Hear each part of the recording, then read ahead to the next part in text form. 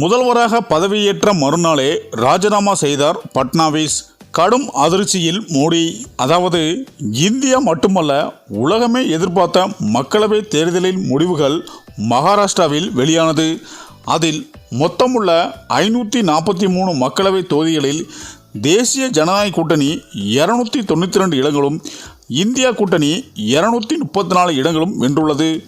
இதில் தேசிய ஜனநாயக கூட்டணியில் உள்ள பாஜக வெறும் 240 தொகுதிகளை மட்டுமே கைப்பற்றி இருந்தாலும், கூட்டணி கட்சி தயவால் பாஜக கூட்டணி 3வது முறையாக ஆட்சியை பிடித்தது.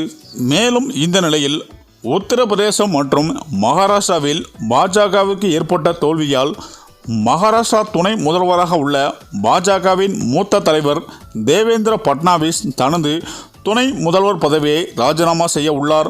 மேலும் அவர் கட்சி பணிகளை மேற்கொள்ள உள்ளதாகவும் கூறப்படுகிறது. தேவேந்திர பட்னாவிஸ் மக்களவை தேர்தலின் போது உத்தரப்பிரதேச மாநில பொறுப்பாளராக நியமிக்கப்பட்டார் என்பதும் குறிப்பிடத்தக்கது. இந்த நிலையில்தான் பாஜக எம்எல்ஏ கூட்டம் நடந்தது. கட்சியின் மேலிட பார்வையாளராக நிதி அமைச்சர் நிர்மலா சீதாராமன், குஜராத் முன்னாள் முதல்வர் விஜய் ரூபானி பங்கேற்றனர். மேலும் சட்டசபைக்கான பாஜக தலைவராக தேவேந்திர பட்னாவிஸ் தேர்வு செய்யப்பட்டார். அவர் ஷிண்டே, அஜித் பவார் ஆகியோருடன் ராஜ்பவன் சென்றார்.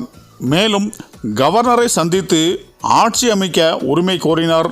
கட்சியின் சட்டசபை தலைவராக தேர்வு செய்யப்பட்ட தீர்மானத்தையும் கூட்டணி கட்சிகளின் ஆதரவு கடிதத்தையும் கொடுத்தார். மேலும் தேவேந்திர பட்னாவிஸ்க்கு கவர்னர் ராதாகிருஷ்ணன் பதவி பிரமாணம் செய்து வைத்தார். அதாவது பட்னாவிஸ் முதல்வராக பங்கேற்பது இது 3வது முறை. அஜித் பவார் மற்றும் ஷிண்டே துணை முதல்வராக பதவியேற்றனர். விழாவில் பிரதமர் மோடி, மத்திய அமைச்சர்கள், பாஜக ஆளும் மாநில முதல்வர்கள் பங்கேற்றனர். அதாவது 2.5 ஆண்டுகளுக்கு முன்பு முதல்வராக என் பெயரை தேவேந்திர பட்னாவிஸ் முன்மொழிந்தார். அதற்கு நன்றியாக இந்த முறை அவரது பெயரை நான் முன்மொழிந்தேன். பட்னாவிஸ்க்கு எனது வாழ்த்துக்கள் என ஏக்நாத் ஷிண்டே தெரிவித்துள்ளார். இந்த நிலையில்தான் முதல்வர் என்ற போராட்டத்திற்கு பிறகு ஒரு வழியாக தேவேந்திர பட்னாவிஸ் தேர்வானார்.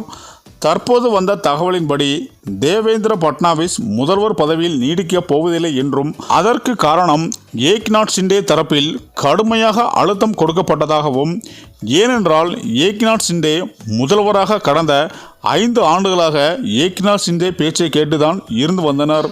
தற்போது முதல்வராக தேவேந்திர பட்னாவிஸ் உத்தரவை யாரும் உடனடியாக செயல்படுத்த மறுக்கிறார்கள்.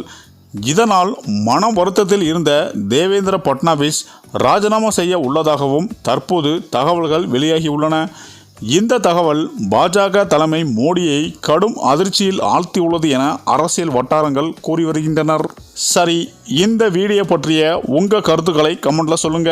மேலும் வீடியோ பிடித்திருந்தால் லைக் பண்ணுங்க, ஷேர் பண்ணுங்க, மறக்காம நம்ம சேனலை சப்ஸ்கிரைப் பண்ணிக்கோங்க. நன்றி.